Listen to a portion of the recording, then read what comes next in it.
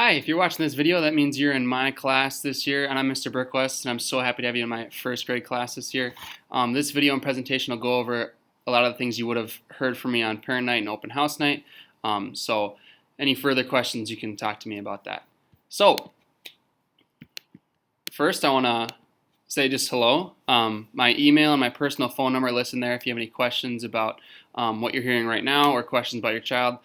Those will be pretty accessible throughout the year. I also have linked my website here, which this video will be on, and that website will have a lot of information there. So a little about myself. I am 24, graduated from the university here a few years ago. This is my third year teaching in Morris. Just got married this summer. My wife, Morgan, she teaches secondary social studies in Hancock. So we live together in Morris and are really enjoying life here. So let's get into kind of what this year is going to look like. So lunch and milk break. Our lunch is from 12:35 to 1:10. The lunch menu is online and also linked in the presentation here.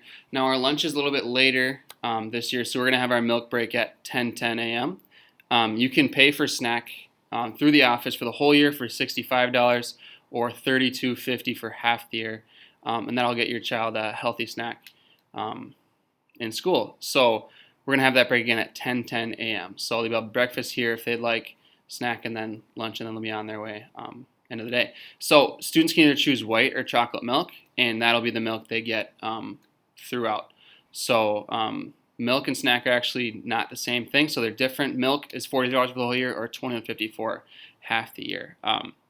We're not going to be having refillable water fountains this year. We'll have a water fountain in the classroom, and I'll have cups or Dixie cups for students to drink from if they need to, but we're asking students to bring a water bottle in the classroom to drink when they get thirsty. So next, volunteers. Sorry guys, due to COVID, we will not be having any volunteers in the school. We want to keep your children safe and keep everyone as safe as possible, so we won't be having parent volunteers this year. So transportation and field trips. Field trips will also most likely not be occurring this year. Something could change towards later of the year when our zoo trip typically would be, but for now we are not having field trips. There will hopefully be more information coming out to you about pickups, buses, end of the day procedures. We're limiting how much kids are intermingling and intermixing, so with that involves a lot of planning on how to get your child to you without contacting every other child in the school. So we're still working through that process, and I appreciate your patience with that, and we'll get more information out to you as we get that information as well. So here's our class schedule. We will have a read aloud in the morning. We have gym and PE. Those are combined this year. I can definitely explain that more if you want to shoot me an email or call me about that, but they're going to combine those. They will be separate still from the other first grade classes. So your kids will intermix with only the kids in my class. We won't be switching classes. We won't be intermingling that way to limit contact with other students. So that's why gym and PE were pushed together. After that, we'll do our morning meeting, our snack. We'll do some phonics, daily 5, our reading curriculum. Then our lunch again is at 12:35 till 1:10. So after that, we're going to have math, free choice, or playtime in our classroom where students can do a lot of fun other things will occur then. And then we actually end the day with music and then dismissal. So our music is kind of our last piece of the day, which is a little bit different. So our class might have some different procedures on how to end the day, as what doors and that kind of thing. But again, that'll be information that I'll get out to you later.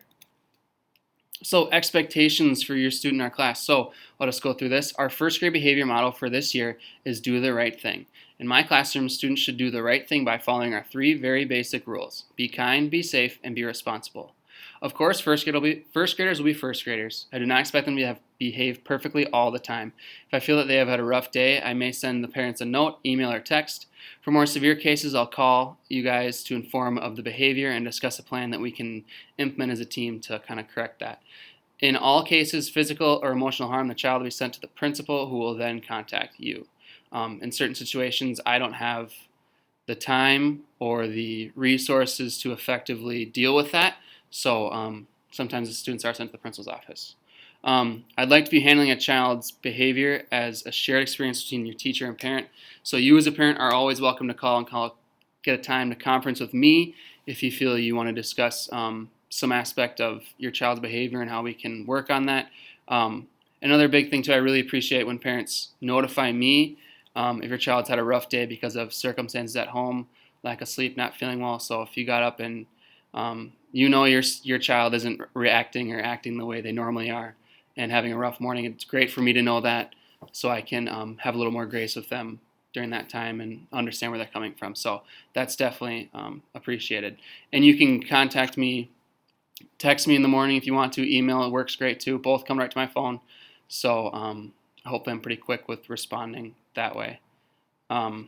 So again, feel free to contact with any questions or concerns you have, whether about your child, our COVID procedures and what's changed this year, and how school's going to look differently. Feel free to definitely talk to me about that. Unfortunately, a lot of the questions at this time might be we don't know for sure, and we're still working through that process. We hope in the first few days and weeks to have our systems and our procedures ironed out where we can make sure to keep your kids as safe as they possibly can be in school.